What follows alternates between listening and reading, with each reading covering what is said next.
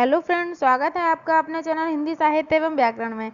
मित्रों, जैसा कि आप सबको पता है कि हम यहाँ पे जो है भक्ति का मतलब नेट जेआरएफ की इकाई 2 से संबंधित क्वेश्चन लेके आ रहे हैं। ठीक है, इसमें आदिकाल हमारा पूरा हो चुका है। ठीक है, अब हम बात कर रहे हैं भक्ति काल की। तो भक्ति काल के 500 क्वेश्चन की सीरीज हम आपके लिए लाए थे, उसमें से जो है 2 भाग हो चुके हैं। ठीक है, तीसरा भाग यहाँ पे आज हम देखने वाले हैं। तो इस भाग में हम भक्ति काल के सभी ऐसे प्रश्न लेके आए हैं जो कि हमारे एग्जाम के लिए अत्यंत महत्वपूर्ण है। ठीक है, इनमें से क्वेश्चन आने की संभावनाएं बनती हैं, तो हम आपके लिए लेके आए हैं। ये याद रखिए मित्रों कि जो ये नेट का सिलेबस है, एनटीए नेट का सिलेबस है, उसमें इकाई 2 का सिलेबस सबसे बड़ा है।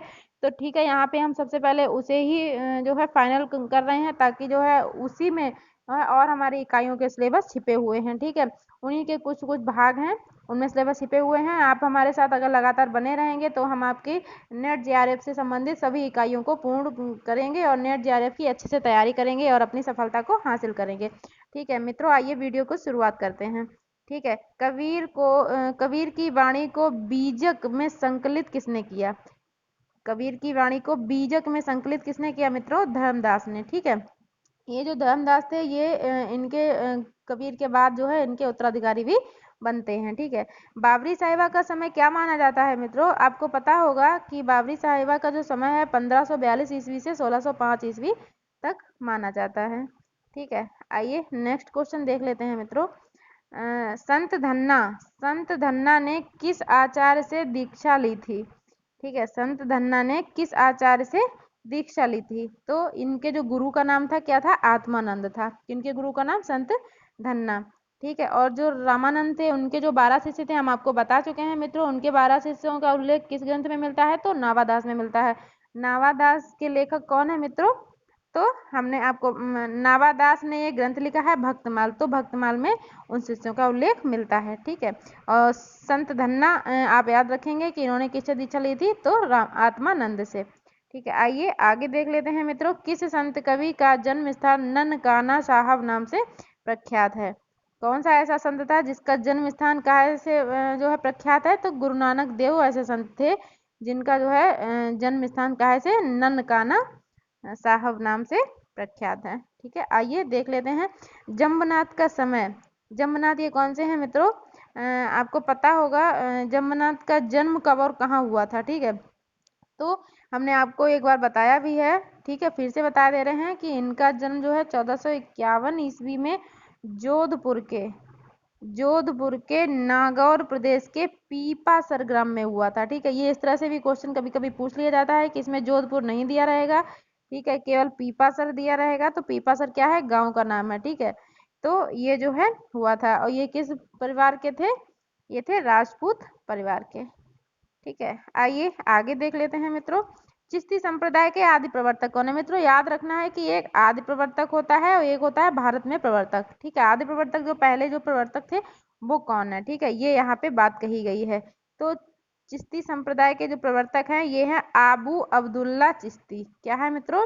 आबू अब्दुल्ला चिश्ती। और अगर भारत में इनकी प्रवर्तक की बात कही जाती है तो है शेख मोइनुद्दीन चिश्ती। तो आपको ये तो समझ में आ जाएगा शेख मोइनुद्दीन चिश्ती, लेकिन ये आदि प्रवर्तक आप याद रखेंगे क्या है? आबू अब्दुल्ला चिश्ती। ठीक है, यहाँ पे हम थोड़े ऐसे क्वेश्चन लाए हैं जो थोड़े से टफ हैं, अच्छे क्वेश्चन है। ऐसे ही क्वेश्चन है नेट जेआरएफ के एग्जाम में पूछे जाने की संभावना रहती है। ठीक है, तो आगे आप वीडियो पे लगातार बने रहिए क्योंकि हम एक से एक अच्छे क्वेश्चन आपके लिए लाए हैं। ठीक है, आइए नेक्स्ट क्वेश्चन की बात करते हैं। सूफी या प्रेम मार्गी शाखा के प्रथम कवि कौन है? जो सूफी शाखा है वही प्रेम मार्गी, इसमें प्रेम के माध्यम से जो है इनमें जो भी सूफी जो भी संत हुए हैं उन्होंने क्या प्रेम के माध्यम से जो है अपने लक्ष्य को प्राप्त किया है। ठीक है, उसी में इन्होंने ऐसी ही अपने लेखनी उसी पे इसने लेखनी की छाप छोड़ी है जो प्रेम से संबंधित हैं। ठीक है, सभी ये विशेषता है सूफी कवियों की। ठीक है, तो क्या है? सूफी या प्रेम मार्गी शाखा के प्रथम कवि मुल्ला दाऊद को किसने माना है?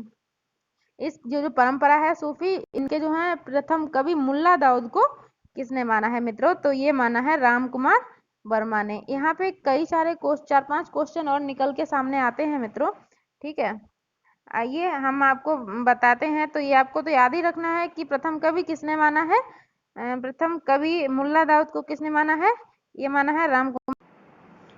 राम कुमार वर्मा ने माना है। ठीक है मित्रों, और इसमें और भी कवि है, एक अपने आप से क्वेश्चन निकल के सामने आते हैं कि जब राम कुमार वर्मा को माना है मुल्ला दाऊद ने, इन्होंने क्या लिखा है? इन्होंने लिखा है चंदायन, अवधी भाषा में लिखा है मित्रों। ठीक है, और चंदायन जो है इसे माता प्रसाद गुप्त ने जो है क्या कहा है? लोर कहा है। ठीक है, माता प्रसाद गुप्त ने क्या कहा है? लोर कहा है। ठीक है, तो ये तो इनकी बात हो गई। और इसके बाद जो है आपके लिए और बहुत इंपॉर्टेंट प्रश्न है मित्रों।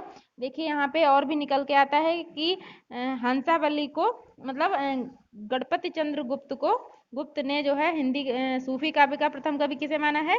तो ये यहाँ पे माना है असायत को। ठीक है, असायत एक कवि हुए हैं, इन्हें किसने प्रथम कवि माना है? तो किसने माना है? गणपति चंद्र गुप्त। गणपति, आप मित्रों यहाँ पे मतलब थोड़ा सा आइडिया लगा लीजिए, बल्कि हम बोल रहे हैं वही आपको नोट करना है क्योंकि यहाँ पे थोड़ी जगह सही नहीं है। ठीक है, तो गणपति चंद्र, आप हमारे साथ 2 बार रिवीजन कीजिए। गणपति चंद्र गुप्त ने हिंदी का प्रथम कवि, सूफी काव्य का प्रथम कवि किसे माना है? असायत को माना है। ठीक है, राम कुमार वर्मा तो हो गया, एक बार रिवीजन कर देते हैं। राम कुमार वर्मा ने किसे माना है? मुल्ला दाऊद को माना है। ठीक है, हजारी प्रसाद द्विवेदी ने मित्रों किसे माना है?